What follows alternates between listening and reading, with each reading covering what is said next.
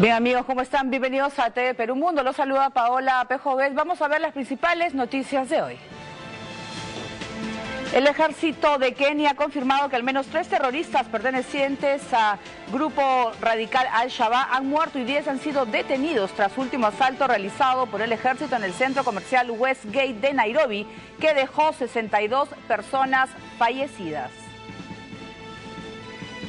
Y Angela Merkel arrasó ayer en las elecciones. La canciller tiende la mano a los socialdemócratas para un gobierno de coalición.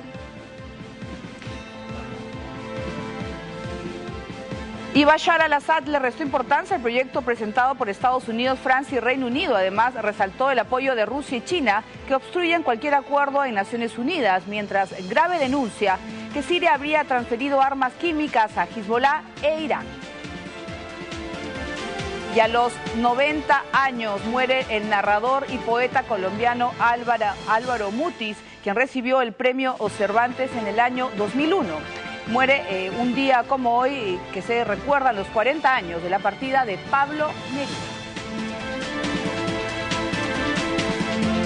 De las noticias.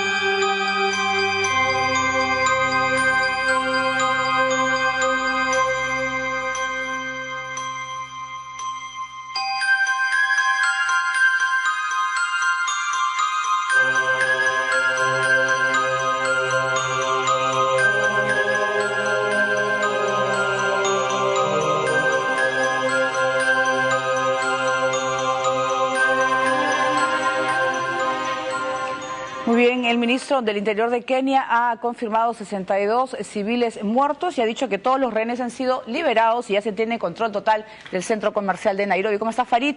Cuéntanos, 56 horas aproximadamente con todo lo que ha sucedido y uno se pregunta, ¿por qué? Buenas tardes. Dentro de la lógica insana del grupo Al-Shabaab, esto es una respuesta a la participación del gobierno de Kenia en la guerra civil en Somalia, a donde envió tropas como parte de la Organización de Unidad Africana. Muy bien, así es, vamos con la información en Kenia. Las tropas continúan con una operación para rescatar al grupo de rehenes tras el ataque del sábado, que según las autoridades ha dejado 62 fallecidos.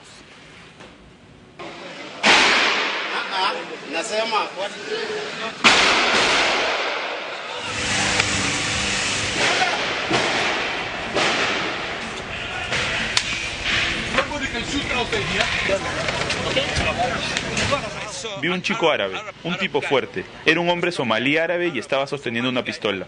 Luego vi a este tipo cambiarse de ropa. Lo que hice fue correr para salvar mi vida. La única manera que teníamos para escapar era saltar por el techo o al otro edificio. Era muy arriesgado, no mucha gente podía hacerlo. Son los momentos en el que un grupo de rebeldes de Al-Shabaab de Somalia ingresan disparando indiscriminadamente en uno de los centros comerciales más lujosos de Kenia, abarrotado por miles de personas de diferentes nacionalidades.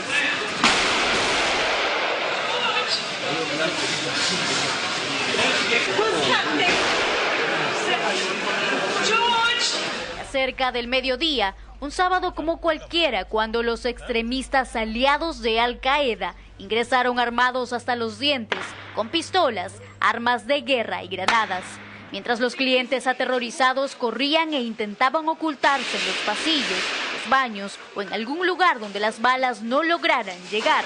Daban para que los hombres no los encontraran y acabaran con sus vidas.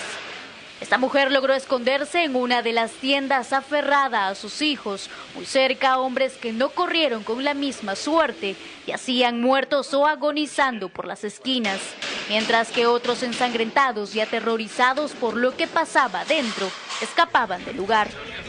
Según testigos, los atacantes preguntaban a las víctimas si eran musulmanas. Si la respuesta era afirmativa, podían marcharse, y los que no, recibían un disparo.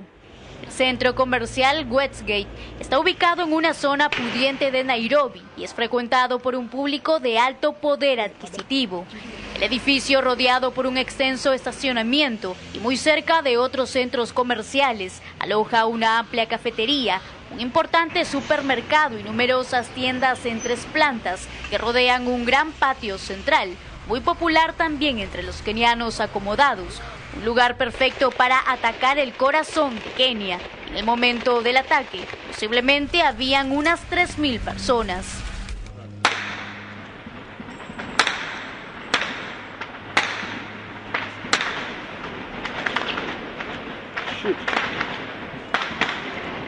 El Ministerio del Interior de Kenia ha estimado que fueron entre 10 y 15 militantes islamistas los atacantes, todos ellos hombres que habrían ingresado vestidos de mujer.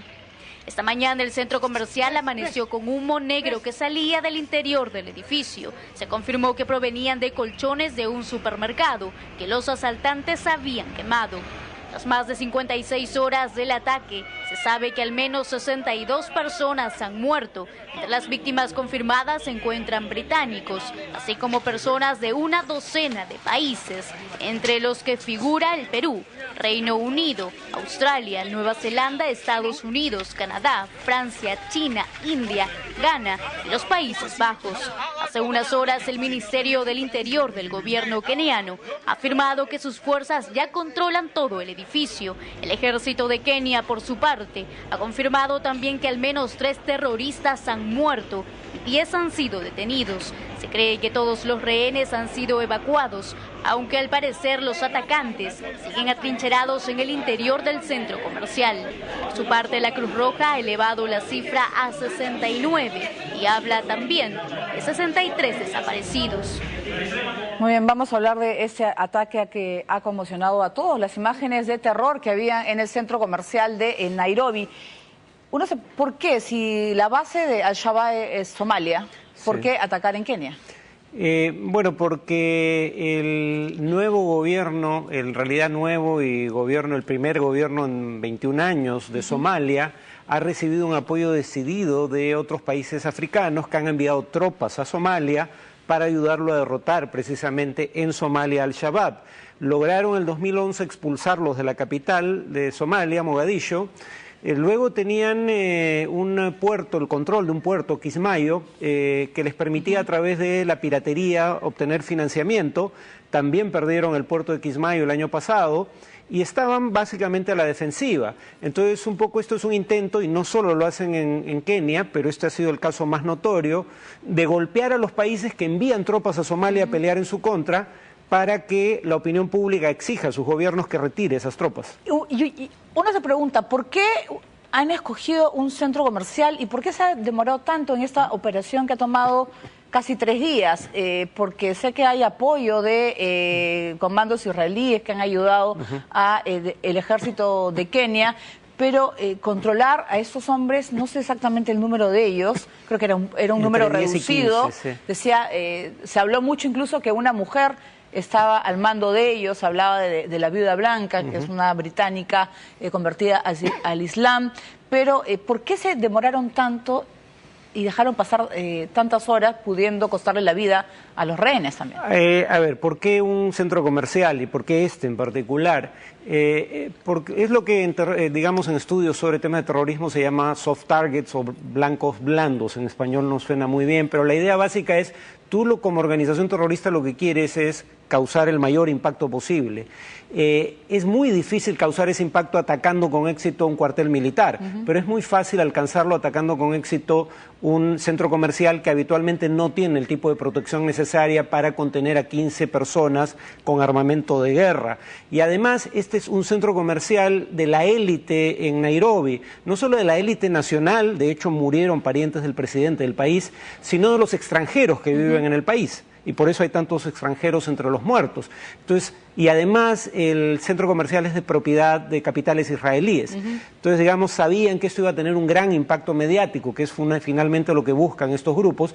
Lamentablemente, con solo 15 hombres lograron ser la noticia principal en el mundo por 3 días consecutivos. Se decía, bueno, una de las historias que leí era que se acercaban a las personas y les pedían hablar en árabe o leer unas, no sé si era una hoja con palabras en árabe, y si no lo leían, lo mataban. Sí. ¿Es cierto? ¿Por qué eliminar a los musulmanes si su intención, perdón, a los no musulmanes? A ver, su intención era otra. Este es un grupo criminal que, de hecho, la mayoría de sus víctimas son otros musulmanes. Pero en este caso quisieron hacer esa distinción. Si hablaran o no árabe, eso no suena muy verosímil porque casi nadie habla árabe en Kenia, en primer lugar. Claro. Y en segundo lugar, en la propia Somalia, de donde proviene, bueno, de donde proviene Al-Shabaab, el grupo implicado, tampoco se habla mucho el árabe.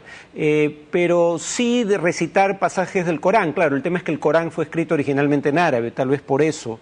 Claro, pero los turistas de ahí no saben de repente. Y, claro, pero uno se pregunta, sobre todo es esta manera de actuar, ¿no? De disparar de manera indiscriminada a todo aquel que se movía. O sea, ha podido ser peor, creo, el número, sí, claro, ¿no? Claro. de fallecidos, y sobre todo de la manera de actuar de estas personas, porque los testigos, los pocos que han hablado, no han contado muchos detalles, tampoco a veces no han podido hablar ni con los atacantes. Se conoce poco todavía. Sí, pero mientras Al-Shabaab tuvo cuenta en Twitter, que fue cerrada 2 veces, dio a conocer los nombres de los atacantes, lo cual era un doble mensaje. Por un lado, buena parte de ellos no eran de África siquiera, venían de Europa, y era un poco un mensaje a Europa: tenemos acceso, tenemos células en su país, o por lo menos tenemos militantes.